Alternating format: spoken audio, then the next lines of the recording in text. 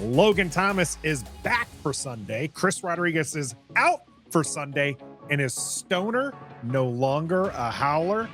That and more on your Daily Commanders update for 29 September. Let's go.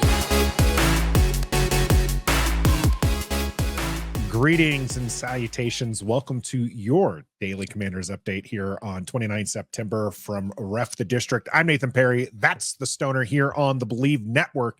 And Stoner, good news coming out from practice as far as the availability of some players for Sunday.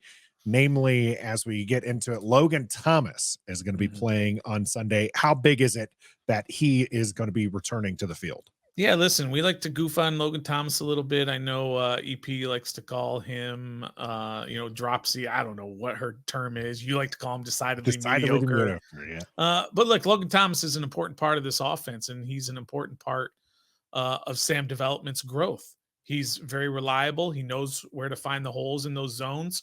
He knows how to get open, and he knows what to do with it once he gets it. So having him back this Sunday, I think, is a big deal, and will really be a big difference in what we saw this past Sunday against Buffalo. Look, Cole Turner's a good tight end, and he's going to be a good tight end for a while in this league and for this team. But right now, Logan Thomas is that guy that Sam Howell really needs.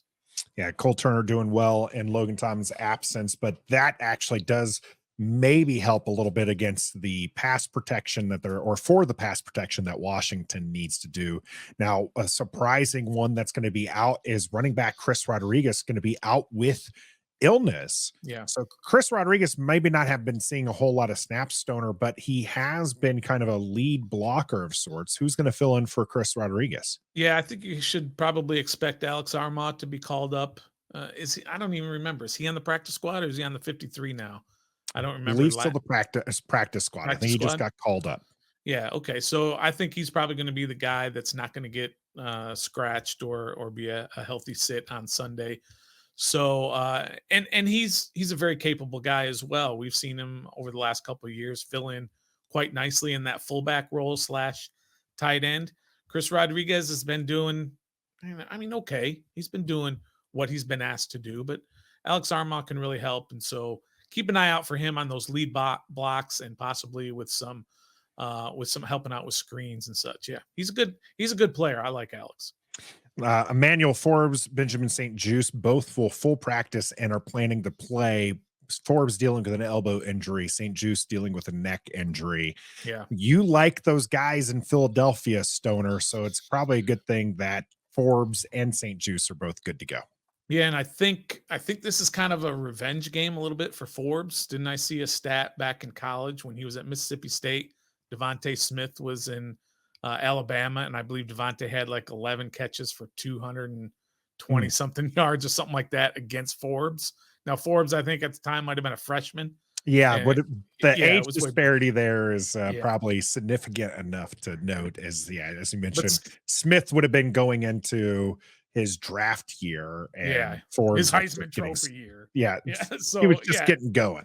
Yeah, and that makes sense. But now they're pros. They're both pros, and so you don't have that excuse by saying, "Oh, it's a freshman against a junior," or anything like that. But so it's kind of a little bit of a revenge game for Emmanuel Forbes. So hopefully he balls out this week.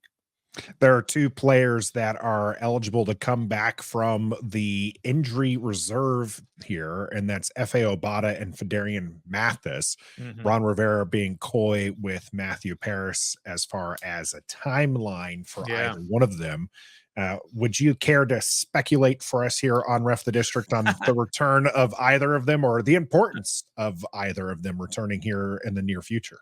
Yeah, that second part, the importance of them is bigger than what we can tell you in terms of whether or not they're going to be available next week for the game 5.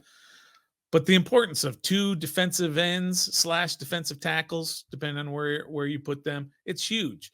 You've seen the snap counts for John Allen and Daron Payne. They're a little high, so you need to give those guys a little bit more rest, and these guys are quality backups.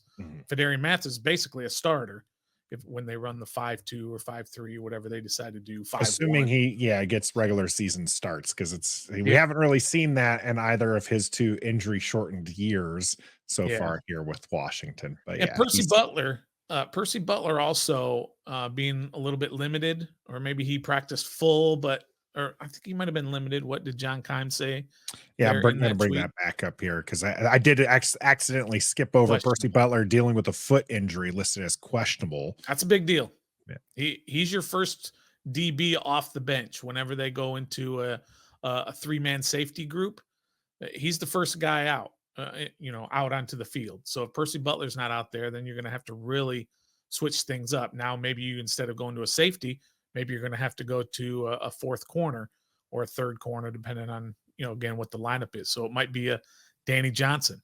Maybe it's a Jeremy Reeves who's going to fill in. We don't know. Juan Martin's back, and they Juan could Martin's rely a back, little bit on sort of. him in place of Percy Butler. Yeah. So yeah, there's a lot of machinations, whatever that word is, on what would happen if Percy Butler can't go, being questionable.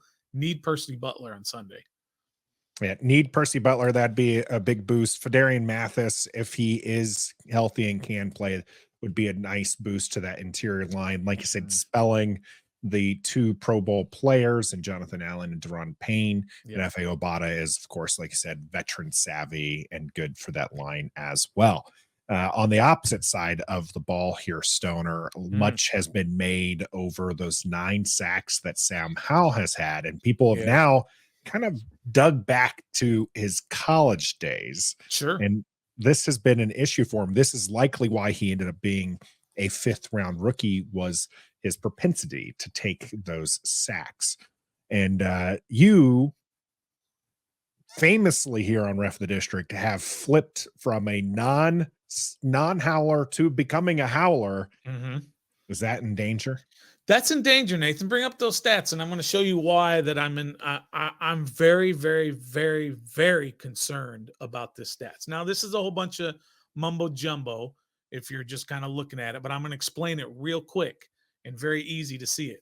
102 quarterbacks have been drafted into the NFL from 2015 to 2022. And there's 3 slides here that's going to show every single quarterback. And look to the 2 columns on the far right, and the one that's in all green, basically, and that CFB P2S percentage, blah, blah, blah, right? College football pressure to sack percentage. And it basically means that when all these players were in college football, when they got pressured, what is the percentage of those times they were sacked due to that pressure? Or did they get rid of the ball or whatever? So you see the best, and again, this is every single drafted quarterback since 2015, 102 of them. The best were Gardner Minshew, Patrick Mahomes, Carson Wentz, Mac Jones. You can see the list right there.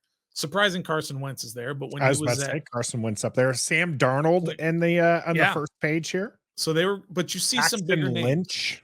You see Tua, you see Deshaun Watson, you see some good, really good quarterbacks in there. When they were in college and they were pressured, they got rid of the ball. They did not get sacked that much. The column on the far right is what they've done in the NFL to this date.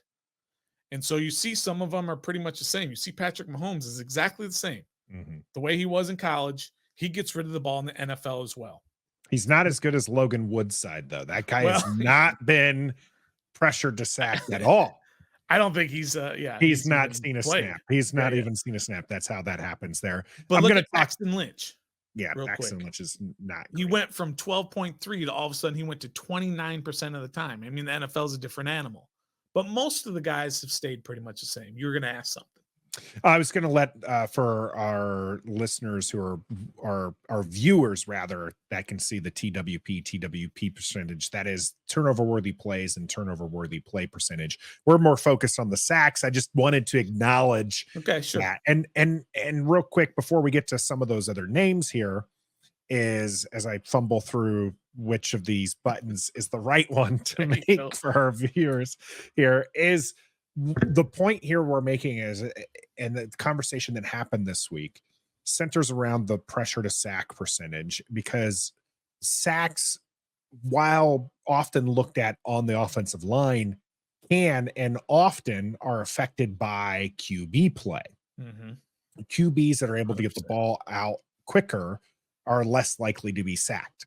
So even if the line play is bad, and we've seen that with elite quarterbacks, right? Aaron Rodgers and Tom Brady they were elevating their line. And when you don't have that, Patrick Mahomes often doing that, as well as the Kansas City offensive line last year was mediocre at best, but he was Correct. able to manipulate the pocket and get that out there. So the pressure to sack ratio that we're looking at directly looks at this as how those are QB sacks that are Yep. happening Yes. when the QB gets taken down from a pressure. It is more often than not on the QB because they didn't get rid of the ball, Correct. rather than it being a free rusher type situation. And so that's why we wanted to take a look at it here on Ref the District. Yeah, that's absolutely right. That's a good way of looking at it. And then if you go to the very last page, out of 102 quarterbacks, Sam Howell was 101st of all of them in college with a 26.7% pressure to sack rate. That means 1 out of every 4 times that he was pressured, he was sacked. And he couldn't do anything about it. And look at the names that are with him at the bottom.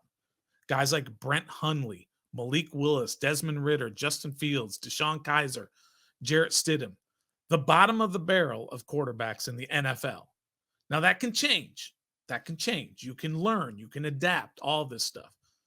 Like Joe Burrow is on this list, and he has not even gotten better. No. Yeah. But 22.2 to 23.9 for Joe Burrow, but so he's not great. Jacoby Brissett noticeably on this list as well, just ahead of our man Sam Howell. Jacoby Brissett with a 21.4 in college and 18.6. So he's shown some improvement. Yeah, absolutely. Washington, so this number 36.7, obviously not good. It's also a small sample size currently, right? It is. It is. But that 36.7, he went from 26.7 in college to now 36.7 in the NFL, which, by the way, dead last. Yes. Dead last out of those 102 quarterbacks he has in the NFL now. He has the worst pressure to sack rate of anybody. Again, I want to stress the small sample size. We're talking 4 games into his career. Even if he just regresses back to, or not regress, even if he just takes that 36, 37 and gets back down to his college days, you're talking, a significant number of sacks that have gone away. Okay, but it's still a lot. I'm not saying it's not a lot, Stoner, but I'm saying like that would be an improvement from the 9 sacks we saw against Buffalo, right? Right.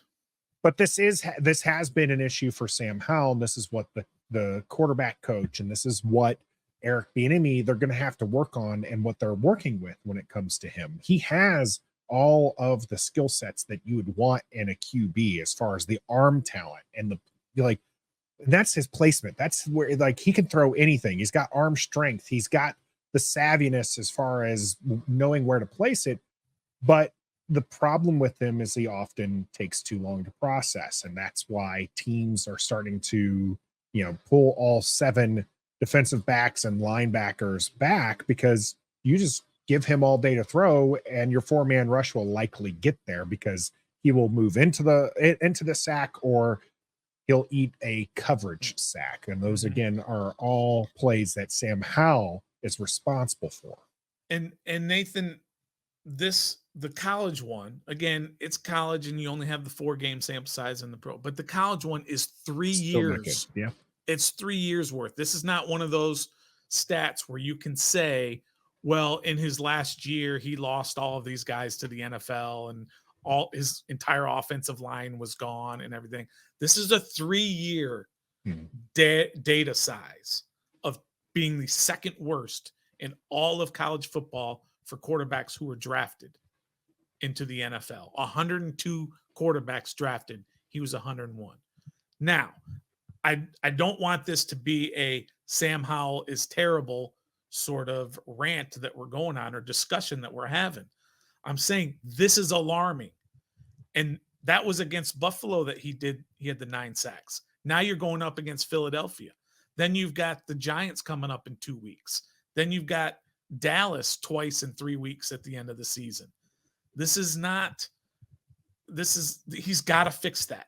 Mhm. This is how he will fail if he ends up failing in the NFL. And this is how he will succeed if he's able to fix this. And I want to steal a quote here from our buddy Authentic, from Authentic in the Beard. And he said he stole it Shout out. from Kurt Warner, okay, 5 years ago. But he said it today, just 5 minutes before we came on. I said, oh my God, that's brilliant. I'm going to steal that. He said, go ahead. A decisive QB is the best offensive lineman. And that's what we don't have right now. We don't Yeah. have a decisive QB, which means we don't have a great offensive lineman. He has to fix that, or that's what's going to be his doomsday scenario out of the NFL. He can't continue at 36%. He can't continue at 26%. He can't do it. It will not be. What is that acceptable number then to you? We'll go back and look at Patrick Mahomes, obviously at 11.3. Yeah. You have a prime backup in Gardner Minshew at 18.1. Deshaun Watson is at 21. Tua is at 16.9. Brock Purdy, who everybody loves, is at 16.4. There's your number. So that's what you're looking at is 16.4. If he can so he not only needs to shave the 10% off that he has currently, because he has 36.7, he needs to shave 10 off to get back to his college 10 percentage points off just to get back to his college numbers. And then he needs to shave off an additional 10. So he needs to shave off 20% to get back there, which I'm not going to try to do the public math is more than 20%. He needs it's significant 15. drop. I mean, 50%. He needs to cut it in half of his NFL sample size. Again, small sample size. That's all we got right now. And I say, I am okay with people saying it's a small sample size, but then if you go back, this is the same problem. This is not a new problem. If he was like, if he was fumbling the ball all the time, but he didn't do it in college, then you can just say, this is a small sample size. I don't know. That's a great example because people light up Antonio Gibson for fumbling issues when we've shown the numbers to show that he doesn't have a fumbling issue. Yeah, but maybe he does now. Yeah, he's definitely fumbled twice already this year. That's not great. That's not great. So Washington can't afford those Gibson turnovers, and they can't afford Sam Howell to take so many sacks here against Philadelphia. So we just really, Stoner, hope they do what now? Run the ball. That's it here on Ref the District's Daily Commanders Update for 29 September. I'm Nathan. That's the Stoner. And make sure you check out our Saturday game preview with the Believe in Eagles.